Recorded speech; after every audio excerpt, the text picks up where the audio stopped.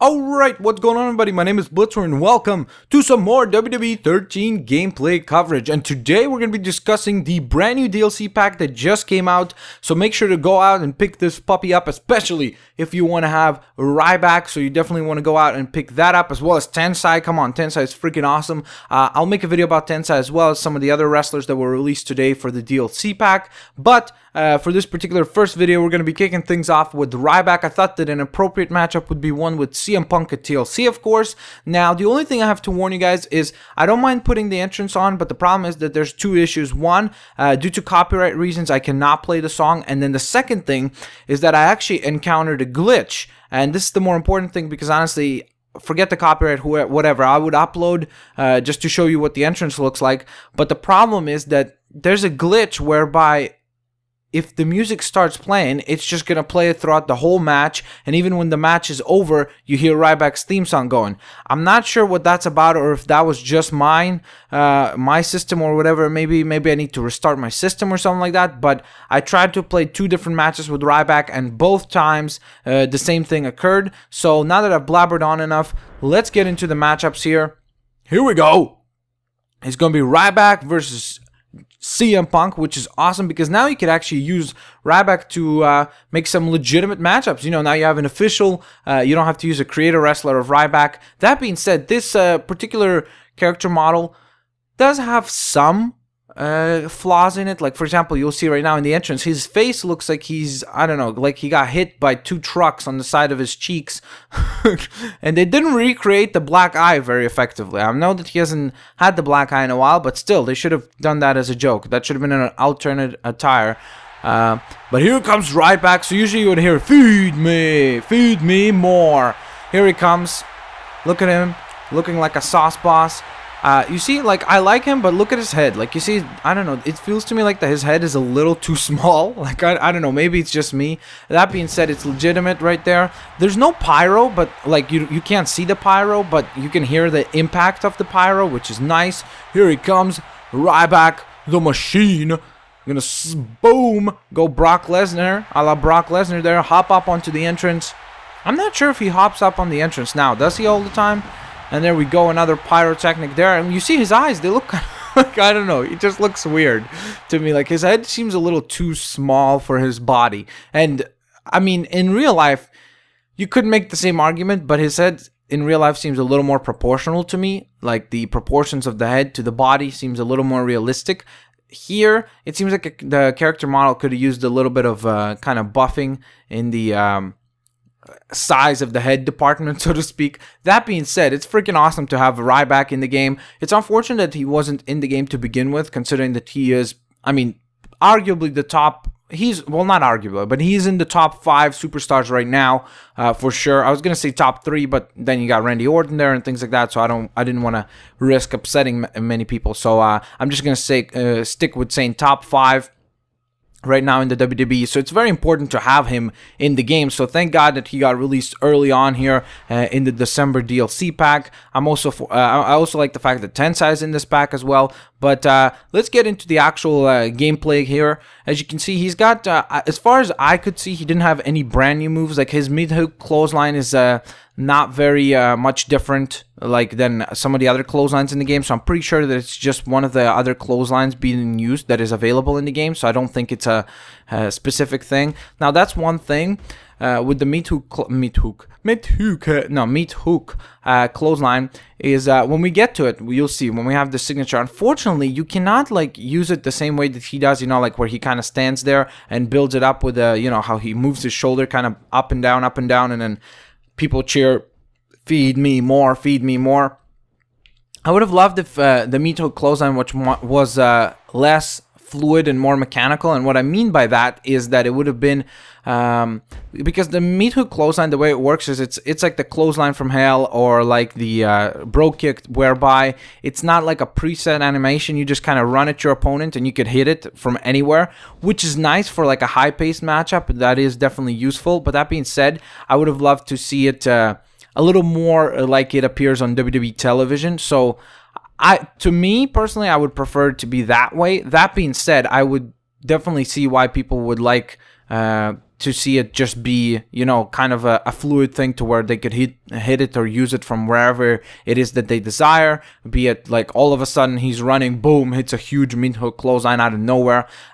So I don't mind it by any means necessary. I don't think that it's a bad thing. I just think that I would have preferred it to be just more like animation driven, you know what I mean, like the way that he does it on actual WWE TV. Now the other thing that I was a little disappointed by was the fact that the shell shock, I mean honestly, it's like my Ka, or my creator wrestler obviously, kind of does almost like a better shell shock than THQ did, which is very unfortunate, again, especially because when you think about it, like Ryback is one of the big up-and-coming stars for sure, and he's already kind of started cementing himself as a big powerhouse within the WWE universe, and you could definitely see big things for Ryback to come, like World Championships, WWE Championships, whatever it may be. He will definitely be up there as one of the bigger talents on the roster, so it's very disappointing to see that they couldn't really pull off things to be more accurate than they really did, especially considering that he is a big star. Like, if they did something inaccurate with, like, Drew McIntyre or something like that,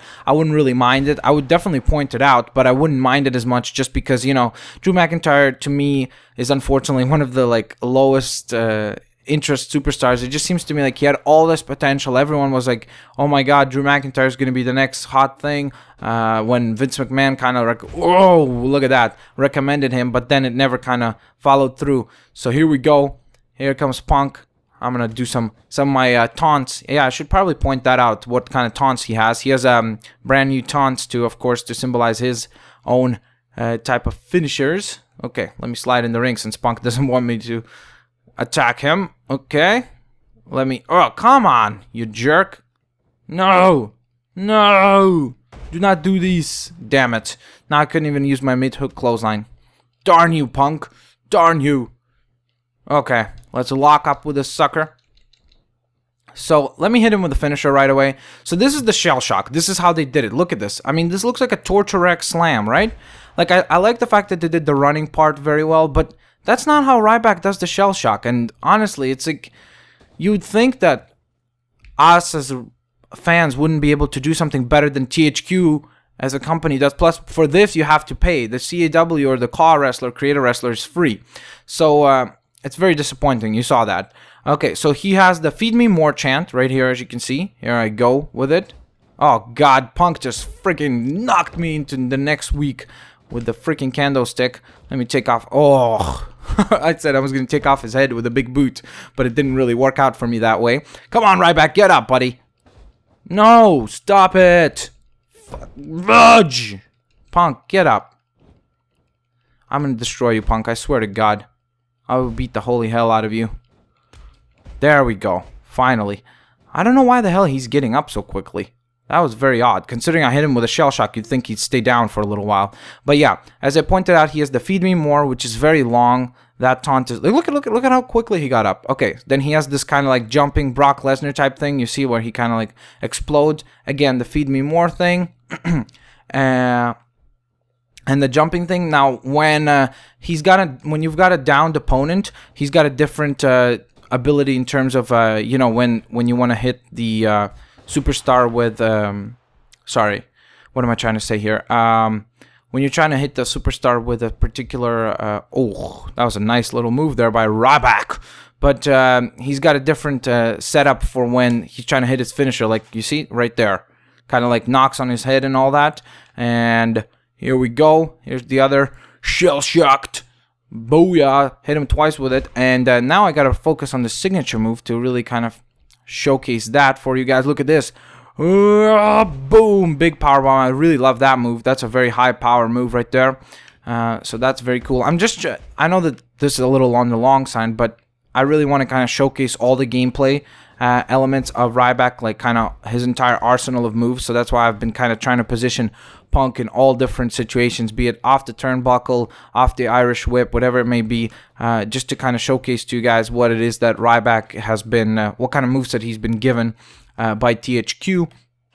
and at the same time point out the flaws and the good things. I mean, I've pointed out, I really like, for example, I really like the attire. That's really done really well. I like the fact that they got the body proportion sizes correct. I like that a lot of his moves definitely feel very explosive. Like, I really love this spine buster right here off the Irish whip. Like right here, watch.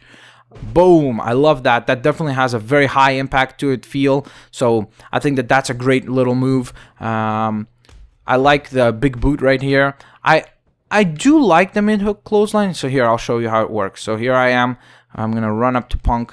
Boom. You see, so I mean, it's kind of like pretty much like literally the clothesline from hell. So it is a very, very powerful maneuver. But that being said, it's it doesn't resemble the Me Too clothesline because you don't have any of the taunts to do that, you know, like that shoulder thing, that shoulder roll thing. So I would have loved if there was a little bit more authenticity, especially considering the fact that, again, you're paying money for this and this is not a free download type thing. Look at that. That's a very high power move. So he's got a very cool moveset, definitely. He definitely stands out. Like, look at this. You see, all his moves are very high damage and high impact type maneuvers. So he definitely feels realistic in that sense. I just would have loved to see, like, I mean, you have to get the finisher right. You know what I mean? Like, that's the signature maneuver of whatever superstars.